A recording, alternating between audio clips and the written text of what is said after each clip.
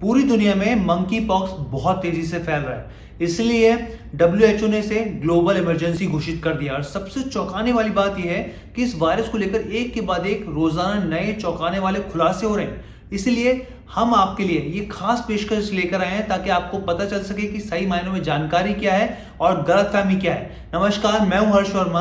आप देख रहे हैं बिजनेस टुडे और मेरे साथ इस चर्चा में दो बेहद खास मेहमान जुड़ेंगे। सबसे पहले मैं आपको तारुफ करा दूं, यह है डॉक्टर डीके गुप्ता जो कि फेलिक्स हॉस्पिटल के चेयरमैन हैं, और दूसरे गेस्ट हैं डॉक्टर समीर भाटी जो कि स्टार इमेजिंग पैथ लैब के डायरेक्टर हैं। आप दोनों का बहुत बहुत स्वागत है बिजनेस टुडे पर।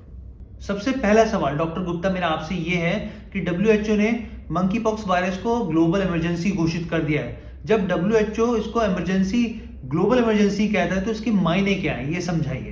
देखिए, बिल्कुल सही कह रहे हैं। डब्ल्यूएचओ ने इसको ग्लोबल इमरजेंसी घोषित कर दिया गया है। इसका मतलब ये है कि ये बीमारी बहुत तेजी से फैल सकती है और ऑलरेडी 75 देशों को चपेट में ले चुकी है। लगभग 16,000 से ज्यादा केसेस आ चुके हैं, वर्ल्ड वाइड बात करते हैं। इसका मतलब देशों में फैलेगी और लोगों को इन्फेक्ट करेगी और कहीं ना कहीं डिजीज बर्डन है वो देश की अर्थव्यवस्था पे और देश की स्वास्थ्य व्यवस्था पे हानिकारक हो सकता है। तो इसलिए कृपया करके प्रिकॉशंस लेके इसको कंट्रोल करने के जितने अच्छे कदम उठाए जा सकते हैं उनको उठाना चाहिए। इसलिए इसको ग्लोबल इमरजेंसी घोषित किया गया है, क्योंकि ये अब खाली एक या दो देशों को लिमिटेड नहीं रहेगी। पहले क्या होता था कि सिर्फ वेस्ट अफ्रीका या उसके आसपास के जो कंट्रीज थे उन कंट्रीज में फैली हुई थी, वहां पे एंडेमिक थी, बाहर नहीं होती थी। कभी कभार एक आध रेयर केसेस मिलते थे। अभी क्या हुआ, सडनली ये 75 देशों में ज्यादा आगे बढ़ चुका है, तो इसको रोकथाम बहुत जरूरी है। तो इसलिए ग्लोबल इमरजेंसी घोषित किया गया है। मेरा दूसरा सवाल डॉक्टर भाटी आपसे है। भारत में एक दिल्ली में हो गया और केरल में 3, यानी टोटल 4 मामले मंकी पॉक्स के मिले हैं और दुनिया में, पूरी दुनिया 75 देशों में ये वायरस पहुंच चुका है। तो लोगों के मन में ये डर सता रहा है कि क्या जो मंकी पॉक्स वायरस है वो क्या कोरोना की तरह ही उतनी ज्यादा संक्रमित है? क्या इस समय ये अलार्मिंग सिचुएशन पैदा हो गई है? इसके बारे में बताएं। बिल्कुल। देखिए, जब हम मंकी पॉक्स की बात कर रहे हैं तो ये उतना ज्यादा ट्रांसमिएबल, हम जब बात करते हैं, संक्रामक नहीं है जितना कोरोना था, और ना ही उतना ज्यादा घातक है, डेडली है। कोविड का जिस तरह से हम देख रहे थे कि वो रेस्पिरेटरी सिस्टम के जरिए आसानी से हमारे लंग्स को निशाना बनाता था, और हम जैसे देख भी रहे थे कि उसमें बहुत सारे कोविड निमोनाइटिस और इस तरह की केसेस।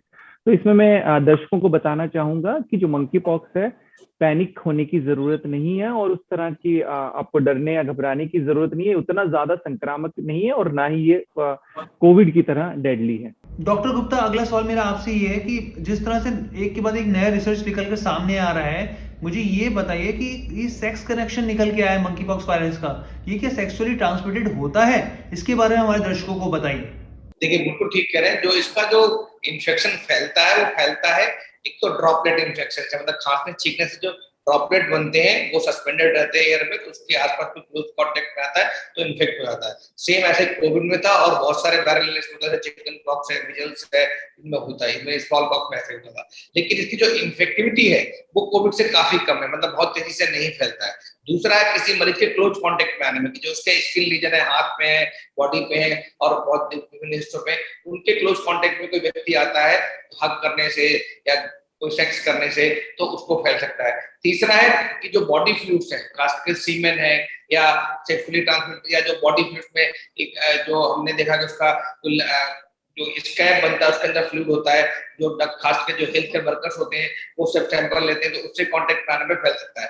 एक चीज जो खास करके देखी गई है, नोटिस करी गई है, कि जो man to man sex workers हैं, जो सेक्स करते हैं और खास करके जिनके मल्टीपल पार्टनर्स हैं, they are at high risk. उनमें संभावना बढ़ जाती है, क्योंकि इसमें 20-25% केसेस ऐसे होते हैं जिनके जेनिटलिया पे आसपास लीजन्स होते हैं। एक्चुअली इसका जो इन्फेक्शन होता है वो स्कैब से फैलता है। नॉर्मली जो स्कैब है, जो रैश होता है, उसके ऊपर जो पपड़ी जमी होती है, वहां से वायरस एक्टिव होता है और वो वहां से फैलता है। तो 20 से 23% व्यक्ति ऐसे होते हैं जो इन्फेक्टेड होते हैं, उनके लीजन्स हैं, जो ऐसे रैशेस हैं, वो जेनिटलिया के आसपास होते हैं, जैसे एनस है या पेनिस है या और जो यूरोजेनिटल ऑर्गन्स है उनके आसपास होते हैं। तो वहां पे जब कोई क्लोज कांटेक्ट में आता है ड्यूरिंग इंटरकोर्स, तो वहां पे संभावना और ज्यादा बढ़ जाती है।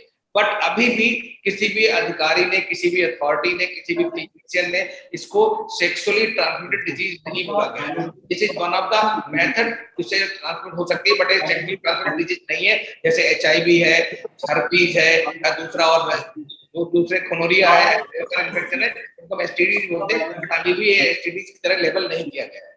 डॉक्टर भाटी, मेरा आपसे अगला सवाल है कि वैक्सीनेशन को लेकर लोग काफी ज्यादा इससे सवाल पूछे जाना चाहते हैं कि क्या मंकी पॉक्स से जुड़ी हुई वैक्सीनेशन आएगी, इसके बारे में स्थिति क्लियर कीजिए।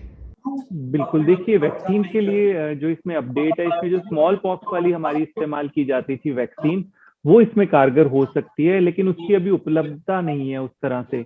बाकी मंकी पॉक्स के लिए वैक्सीन बनाने के लिए वैक्सीन वायरस की फिर से टेस्टिंग करनी होगी और इसके ऊपर अभी आगे काम होना बाकी है। फिलहाल as of now specifically monkeypox के लिए हमारे पास वैक्सीन अवेलेबल नहीं है। जो मंकी पॉक्स वायरस है उसको डीएनए वायरस भी कहा जाता है, जो हवा में नहीं फैलता है। तो इसको लेकर बताइए कि ये वायरस आखिर किस तरीके से फैलता है और इसके लक्षण क्या है, हमारे दर्शकों को इसके बारे में जानकारी दीजिए।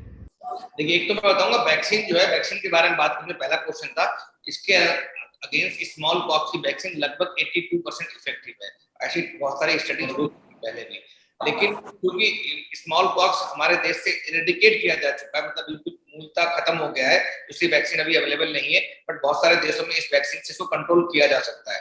तो दूसरी बात जो आपने पूछी, बिल्कुल डबल स्टैंडर्ड वायरस है, डबल स्टैंडर्ड डीएनए वायरस है, और इसके ऊपर इनकैप्सूल जो होता है, इस पर नॉर्मली दवाइयां थोड़ा मुश्किल से काम करती हैं, और जब कोई व्यक्ति इन्फेक्टेड होता है तो जब उसके बाद 6 से लेके 21 दिन के अंदर इंक्यूबेशन पीरियड होता है, जिसके अंदर वायरस जाके आपकी बॉडी के अंदर मल्टीप्लाई करता है ब्लड में, और उस समय आप एसिम्प्टोमेटिक होते हैं। फर्स्ट सिम्टम रहता है कि फीवर होगा हाई ग्रेड, हेडेक के साथ में, सरदर्द के साथ में, बॉडी एक के साथ में, जो मांसपेशियां उसमें दर्द होगा, फटीग होगा, बहुत थकावट होगी, बहुत सीवियर वीकनेस होगी, ये सिम्टम्स आते हैं। और उसके 1-2 दिन बाद ही, 3 दिन बाद आपके जो लिम्फ नोड है वो इन्लार्ज हो जाते हैं, खास करके जो कान के आगे और पीछे के हैं, गले में लिम्फ नोड है, एक्सिलरी लिम्फ नोड है, या जो ग्रोन एरिया है जिसको थाई के पास है, वहां पे लिम्फ नोड इन्लार्ज हो जाते हैं।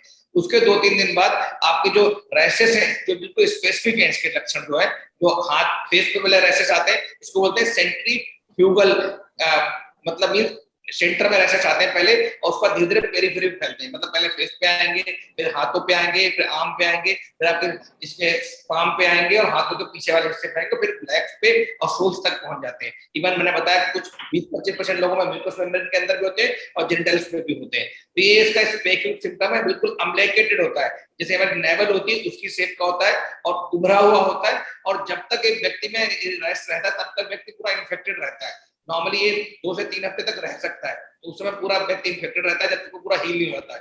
पूरा रिकवरी में टाइम लगता है, 2 से 4 हफ्ते लगते हैं, और डेथ के चांसेस लगभग 3% है।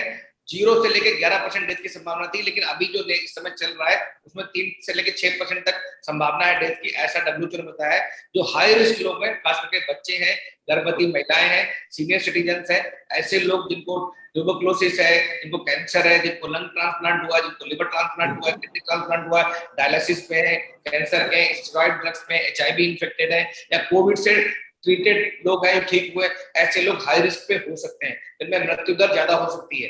और मरीजों में भी कुछ कॉम्प्लिकेशन कर सकता है सीरियस, जैसे इनकेफेलाइटिस, दिमागी बुखार कर सकता है, आंख के अंदर अंधापन कर सकता है, आंख को इन्फेक्ट कर सकता है, चेस्ट में न्यूमोनाइटिस कर सकता है, जिससे चेस्ट पेन और ब्रीदिंग डिफिकल्टी आपको हो सकती है। साथ में लंग और लंग्स के अलावा हार्ट को, इवन किडनी और लिवर को भी लेटर स्टेज में इन्वॉल्व कर सकता है, जिसकी वजह से मल्टी ऑर्गन डिस्फंक्शन और डेथ हो सकती है। तो ये कुछ इसके सीरियस साइन एंड सिम्टम्स हैं। डॉक्टर भाटी, अगला सवाल मेरा आपसे ये है, हालांकि डॉक्टर गुप्ता ने इस सवाल का जवाब दे दिया कि इससे क्या मंकी पॉक्स वायरस से मौत भी हो सकती है, लेकिन मेरा अगला सवाल आपसे ये रहेगा, मुझे ये बताइए कि अगर किसी को मंकी पॉक्स हो जाता है तो ऐसे में सबसे पहला कदम उसको क्या उठाना चाहिए?